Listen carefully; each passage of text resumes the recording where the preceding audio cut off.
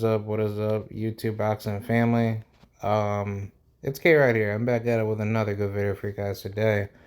Yeah, let's get right into it, man. We're gonna be talking about Michel Lazarsa Ali Rivera, aka Baby Trinidad Ali. People call him Baby Ali because he be looking like Muhammad Ali. But yeah, we're gonna be talking about the whole situation with him and Frank Martin. Some of these weird ass YouTube channels that dick ride, fighters, try to say that Michel Rivera is being set up to lose against Frank Martin, but specifically channels that, ride heavy with Dominican fighters, which it's not even to say that Dominican fighters are that bad of fighters, but some people are believing on this narrative to say that, that Michel slash Dominican, like certain Dominican fighters are being matched up tough to be set up to lose. And I'll be, responding to this argument to put this argument to rest because I don't think it's really necessary to be lying about this, because it seems like, if anything, like this is what anybody will do to any fighter that they, that they dick ride. And like I'm never gonna say that this fight is a fight that's gonna hurt either man's career, but it's like, Michel Rivera and Frank Martin, they're gonna be big names in the future regardless. I think this fight makes a lot of sense on the business end, because people want to say, nah man, like the fight should have been made, while they become champions or they're on their way to get a belt, but that don't make any damn sense, because honestly, when you think about it, who else will be there at the top? You don't know what's going to happen, a couple years down the road. Frank Martin, he could get himself severely injured in a car crash and he could possibly die within a couple years. Like, you don't know. So I'm not trying to say that, that could happen to either guy, but I say at this time frame right now, it's better to get this fight in, because they're going to be way better in the future. There's no doubt about it. I think Frank and, Michel Rivera understand that they have a certain quest to be great. And honestly, there shouldn't be no excuse to actually make the fight, because, why can't you guys scrap it up early in your careers? I think it makes a perfect, service for both men to go ahead and get this working while they're young, and try to get this fight while they're in their freshest primes, while they're still learning. And then if they want to rematch or have like a trilogy or a quadrilogy, it makes a lot better sense. Some people may say, nah man, that's not like a right mindset, but it's like, aren't you guys like the same motherfuckers that say, oh well, fighters back on the day, man, they used to be killers back in their day, they used to fight each other, blah blah blah. Well, that's all, that's good and all, but here's my problem with that.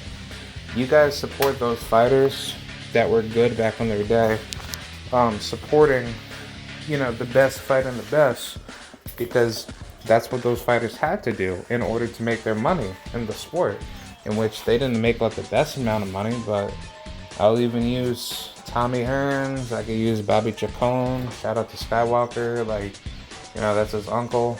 Like, these guys had to fight each other, because if you didn't fight the best, people will look at you a lot more different, because markets were heavily focused on the best fighter and the best in boxing. So the problem that I have with this fight being, misconstrued, I would say, is that people really do think that Michel Rivera is being set up to lose. And I don't find that to be true at all, because what ends up happening is that people make up these weird ass lies to say that, oh, Frank Martin, he's being set up with like a fight, of this caliber right now, so therefore, Errol Spence and PBC can set him up to become a world champion faster. And I don't think of it to be like that. I personally think of it to be one of these dangerous fights that you're gonna run into at some point of your career. And I think Michel and Frank Martin understand that, this is not a easy fight, and this is something where, either man could really be damaged, in a fight like this. I think Michel Rivera has a higher chance of being damaged than Frank will. But I don't want it to be like that. I want to see both men benefit from this fight. But people can't sit here and just act like people can't, see the best fight in the best because of politics or what people want to see out of a fighter. Like you can't act like that. Like, people need to stop dick riding a fighter to prevent big fights that their fighter needs to go through. Like, I'll even use Xander Zayas as a great example. Like, whenever I say Xander, he should fight some top notable name at 154, like a Jamonte Clark, or at least fight a Terrell Gausha. Anybody off of that PBC roster. People make the weirdest excuses ever to say, nah, man, that's not the right fight right now. Xander still needs to keep growing, man. He's only 20 years old. Like what point can you actually make a proper assessment to say Xander will be ready? Because if he's not going to be ready now at 20, where he's been in the pros for 3 years, heading into his 4th year, at what stage do you say he's actually ready? Like, why can't you give him like a guy like a Jamonte Clark, like a Joey Spencer, like a Vito Monecki? Give him those guys. At least let them go through the stages of going through a war. But no, people will say, nah, man, Alexis Salazar, that's a perfect, opponent. Alexis Salazar is, the best opponent for Xander Zayas, because Xander Zayas benefits a lot from this, this fighter who doesn't punch that hard, and then on top of that, he got wasted by Carlos Adames. So I don't think that's a good look on Xander to say, okay, I just beat this guy the same way Carlos Adames did it to him, but honestly, this fight doesn't make you look any better as a fighter. So I think either way, it clearly, explains that Xander, he has a lot of growing to do, and Michel, he obviously has a lot of growing to do. But the difference between both fighters is that Michelle's moving the right way because she's showing to you what a real championship level fighter needs to be to become a real man coming into your manhood. And I think that's what's going to be the biggest takeaway from how both of these two kings, like Frank and Michel, will grow into their primes as men. I think Michel Rivera and Frank Martin will be one of those fights where both of these guys are going to have an upload of a lot of respect for each other. Obviously, the build-up's going to be crazy. I think it's going to be one of those fights where people really think Michel Rivera, he's at the absolute goods and nobody can mess with him or touch with him. But it's you can't be dick riding like a fighter to the point where you don't think that they can't lose. It's pretty stupid that people really think that, fighters that they like can't be put into tough fights or they can't be tested by anybody in their division, because they make this weird ass defense to say, oh, well, they can't go through that because of blah blah blah this or basically, they make the dumbest excuses ever for their fighter, and they'll do that for the sake of protecting a fighter in a certain setting to make sure that their fighter is being politically protected away from all the dangerous level opposition, which is very stupid and very mentally retarded.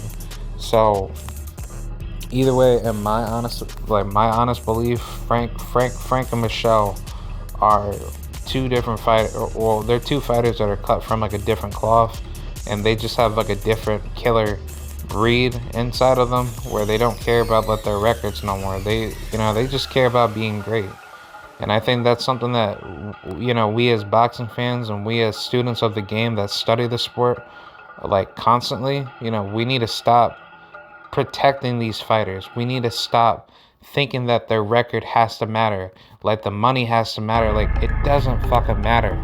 the money's gonna come if you keep fighting the best opposition.